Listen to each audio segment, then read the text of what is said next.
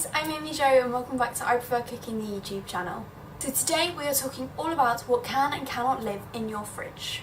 So today we're continuing on with the love food theme to try and help you reduce your amount of food waste, and a lot of this can be put down to how you store your food. So for today's video I thought I'd talk you through what can and cannot live in your fridge and also how to organise your fridge to ensure that all your food lasts longer. So there are three parts to this video. The first one is how to store food in your fridge, the second is what can and cannot live in the fridge, and thirdly how to organise your fridge. So if this sounds like your kind of thing, hit that thumbs up, hit that subscribe button because I'm going to be producing one of these videos every single week. So let's start with how you should store food in your fridge.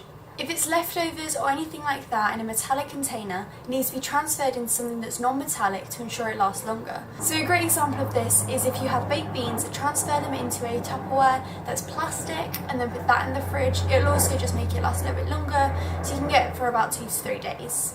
So I'm going to link below to a blog post which will talk about this topic in a bit more detail, but I thought I'd just run you through a few items that you might not know need to be in your fridge. So we'll start with eggs. Eggs are a really big thing because not everyone knows they can be stored in the fridge.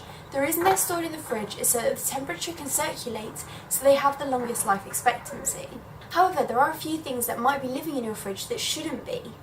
Tomatoes, onion and potatoes all need to be outside of the fridge in a cool, dry place. It will make them last a lot longer, and it also means that they won't be cluttering up your fridge so you can get more important things in there. So next we'll move on to the third point. It's kind of like the most important one, I feel anyway, is how to store food in your fridge. So a lot of people do tend to do their food shop, come home and chuck it kind of all in there and don't really necessarily think about what needs to go on what shelf, the order and just kind of stuff like that, which is incredibly important to make sure that everything lasts longer. So we'll start with bottom to top. So traditionally most fridges have a drawer at the bottom. This is obviously the salad drawer, everyone kind of knows about this. It's a drawer that you put all your salad bits in, so carrots, mushrooms, salad bags, all that kind of stuff. If you've got anything that's been delivered in plastic, make sure you remove all of the plastic because otherwise it will sweat and then it won't last as long. So for example, if you buy a bag of salad leaves, open the bag so that the air can get to them before you put them away.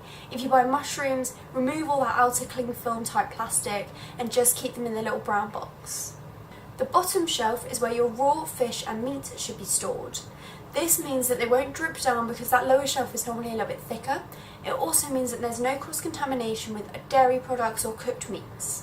As for your top and middle shelves as well as the door, this is where everything else can go. It's kind of not as worrying if you mix, say, cooked meat with dairy. They're not really an issue. However, they can be higher up because the cooler temperature won't affect them as much as it will do for raw meat and salad. Watching this video, you might have realised that we didn't talk about bread. Now this is something that I kind of wanted to speak to you lot about because I've been doing a lot of research and there's so many conflicting opinions, so comment below and let me know whether you keep your bread in the cupboard or the fridge.